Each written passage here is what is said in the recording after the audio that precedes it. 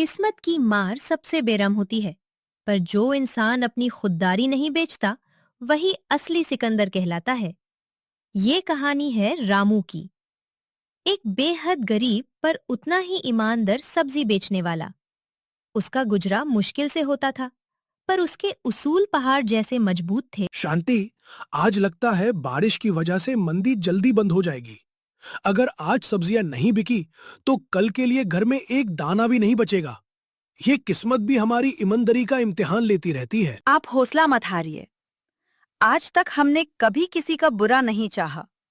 भगवान के घर देर है, अंधेर। तुम्हारा ये भरोसा ही मेरी सबसे बड़ी दौलत है शांति। चलता हूँ। रामू अपनी पुरानी थैली और रहती सहती सब्जियों के साथ बाजार पहुंचता है। उसका नियम था, न कभी तोल में बेईमानी, न कभी खराब माल बेचना। पर इस झूठी दुनिया में ईमानदारी की कीमत हर किसी को समझ नहीं आती। अरे ओ रामू, ये तेरी ताजी सब्जियां हैं या कल का बच्चा हुआ कचरा? इतने ढीठ हो तुम लोग। गरीबी मिट्टी नहीं और नखरे आसमान पर हैं। प्रणाम सेठ जी। सब्जियां बिल्कुल ताजी है, सुबह ही मंडी से लाया हूँ। आप बेईमानी की उम्मीद किसी और से कीजिए। रामू जो बेचता है, साफ और सच बेचता है। सच? अरे सच ने तुझे दिया क्या है? देख अपनी हालत, पहने के लिए कपड़े नहीं है ढंग के। जिंदगी भर इस थैले पड़ी सड़ेगा तू। अगर थोड़ा दिमाग चलाता, मेरी तरह मुनाफे पर ध्यान देता, तो आज इस मिट्टी में न खड़ा होता। सेठ जी, आपका मुनाफे का पैसा आपको महल दे सकता है, पर चैन की नींद नहीं। मुझे मेरी 2 वक्त की रोटी और सुकून की नींद ही काफी है। बड़ी बड़ी बातें करने से पेट नहीं भरता। चल 2 किलो आलू तोल, पर याद रख, 1 ग्राम भी कम हुआ तो पूरे बाजार में तेरा ठेला लगना बंद करवा दूंगा। रात गहरी हो चुकी थी। अचानक मौसम ने रुख बदला और तेज आंधी चलने लगी।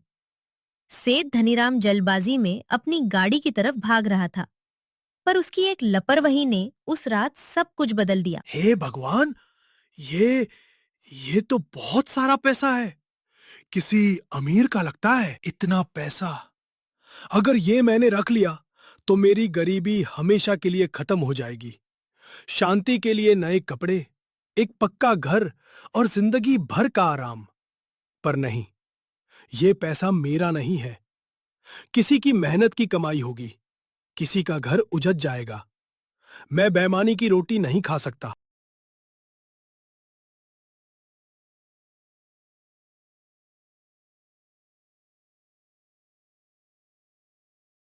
आप इतने घबराए हुए क्यों हैं?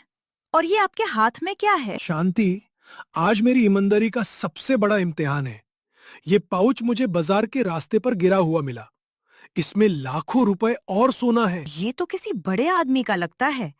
इसमें तो सेठ धनीराम का नाम लिखा है। देखिए इस चेक पर। हाँ, ये सेठ धनीराम का ही है। वो जल्दबाजी में जा रहे थे। शांति, अगर हम ये रख ले तो हमारी सारी परेशानियां खत्म हो जाएंगी। तुम्हें क्या लगता है, क्या हमें ये रख लेना चाहिए? आप ये क्या कह रहे हैं? आज तक हमने भूखे पेट सोना स्वीकार किया, पर किसी का हक नहीं मारा। ये पैसा हमारे लिए जहर के बराबर है। अगर आज हमने ये रख लिया तो हम खुदा की नजरों में गिर जाएंगे। सुबह होते ही ये पैसा उन्हें लौटा दीजिए। मुझे तुमसे इसी जवाब की उम्मीद थी। हम कल सुबह ही इसे लौटाने चलेंगे। कहाँ गया मेरा पाउच? उसमें मेरी जिंदगी की सबसे बड़ी डील के पैसे और हीरे थे। तुम सब निकम्मे हो।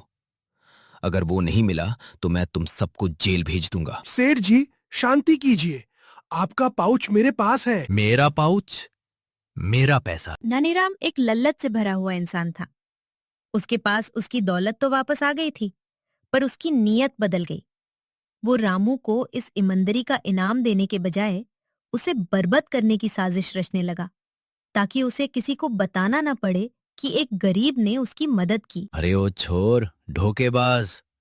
तूने इसमें से आधे हीरे और एक बड़ा कैश का भंडार निकल लिया है। इसमें तो 2 हीरे के हार और थे। कहाँ है वो? ये आप क्या कह रहे हैं सेठ जी? मैंने इस पाउच को छुआ तक नहीं। जैसा मिला वैसा ही लेकर आपके पास आया हूं। मेरी ईमानदारी पर शाक मत कीजिए। ईमानदारी? तुम जैसे भूखे नंगे लोग ईमानदारी की बात करते हैं? तुमने चोरी की है। तुमने पहले पाउच चुराया और जब पकड़े जाने का डर हुआ तो थोड़ा सा वापस करके महा बनने चले हो।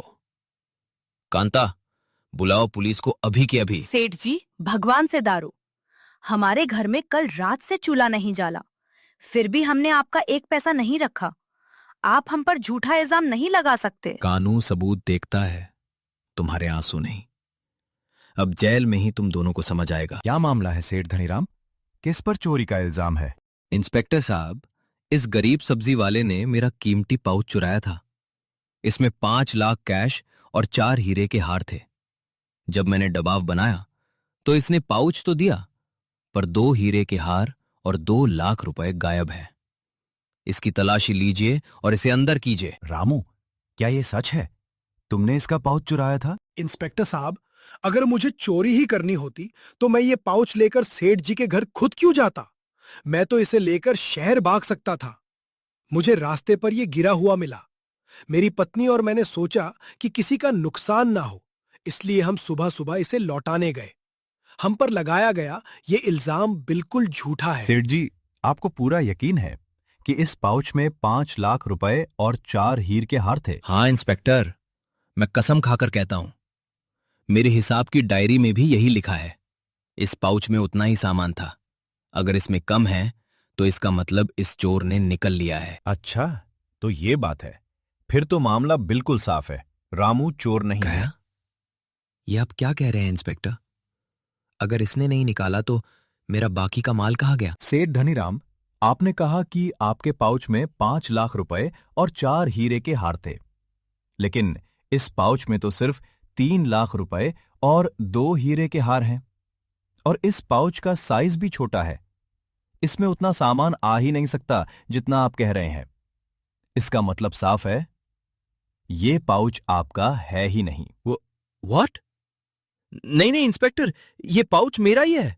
इस पर मेरा नाम भी लिखा है। अगर ये आपका पाउच है तो इसमें आपका पूरा सामान होना चाहिए था। क्योंकि इसमें आपके बताए मुताबिक सामान नहीं है, इसका मतलब किसी और का पाउच है जिस पर गलती से आपका नाम लिखा है, या फिर आप झूठ बोल रहे हैं। कानून के मुताबिक जब तक इस पाउच का असली मालिक नहीं मिलता तब तक ये लावारिस संपत्ति है। और चूंकि ये संपत्ति रामू को मिली है, इस पर पहला हक रामू का है। नहीं इंस्पेक्टर साहब, मेरी बात सुनिए। मैं झूठ बोल रहा था। इसमें इतना ही पैसा था। मैंने तो बस रामू को फंसाने और अपना पैसा बचाने के लिए झूठ बोला था। ये मेरा ही पैसा है, मुझे दे दीजिए। कानों के साथ खेलना बंद करो सेठ धनीराम। तुमने एक ईमानदार इंसान को फंसने के लिए झूठी गवाही दी और कानून को गुमराह किया। कांस्टेबल्स, इस लाला को हिरासत में लो और जेल में डालो। इस पर धोखाधड़ी और झूठा इल्जाम लगाने का मामला चलेगा। रामू, तुम्हारी ईमानदारी ने आज एक बड़े अपराधी का चेहरा सबके सामने ला दिया।